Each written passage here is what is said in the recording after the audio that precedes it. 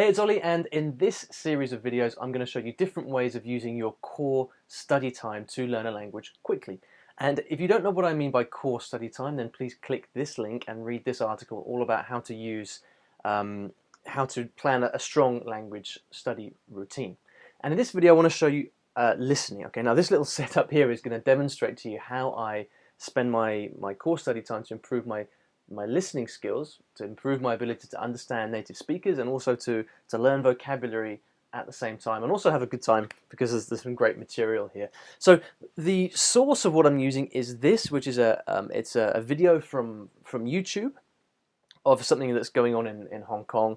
Doesn't really matter what it is, but the point is I've chosen a 30-second excerpt from a YouTube video to study, and the reason I've chosen it is because the guy is speaking very naturally, very fast, lots of colloquial expressions, and it's quite difficult to understand. So I said to myself, right, I want to be able to understand it and I want to learn what he's saying. Okay, so this is the video. What I've got here on this screen is the transcription, and this is where I had my tutor actually write out what he said in Chinese characters and in transliteration as well. And so this is the basis of my study. So I've got the transcription and I've got the video. Now the process is pretty simple. I listen to the video, first of all, many times over. I might spend a couple of days actually just listening to the video, without the script, just to get my ear accustomed to the sound, to try and pick up as much as possible. And then what I'm doing is I'm diving in and I'm literally going through word by word, trying to understand what he's saying. And I like to highlight bits and pieces. So what I've highlighted here, for example, are different words and phrases that I'm not sure about or that I really like, and I'm going to highlight them and then go over them later with my tutor to get a bit more clarity over what that is. I also have a dictionary open here, so if there's anything I don't understand, any words, I can look it up in the dictionary. And that's basically the process. I'm going to probably do this for a couple of days until I feel like I've really understood it. And then what I do at the end is, as I'm going through, I'm taking vocabulary and I'm writing it down in my notebook because I want to have I find that writing stuff down really helps. It helps you take it from from the visual to the kinesthetic, and it helps you just process the language a little bit better. So I will jot stuff down, so I've got a note of the vocabulary in here, and then right at the end, and this is something that's really cool, I'm going to look at the vocabulary that I've learned, and I'm going to say, right, which of this stuff do I really want to learn?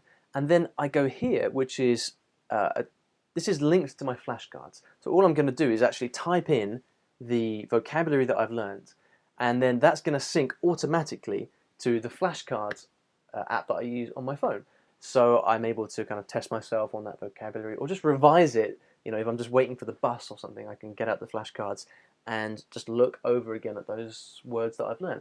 And that's the process. This kind of study routine is very useful for you if you have trouble understanding native speakers, because what you have to do is you're listening to the sound, you're listening to the things that the guy's saying, and then you're identifying the individual words within that. So it's great for understanding what's called connected speech.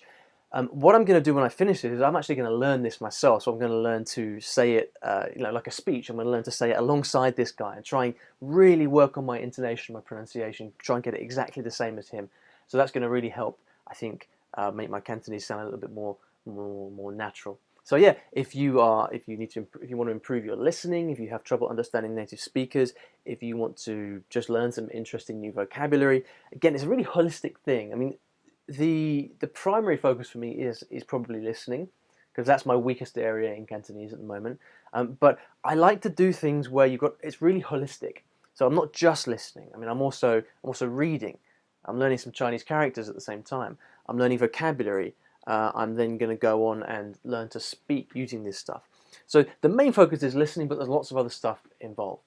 So I hope that was helpful. Don't forget to subscribe to the channel by clicking the button below. And if you'd like more information on how to learn foreign languages, simply click the link that's coming up right now.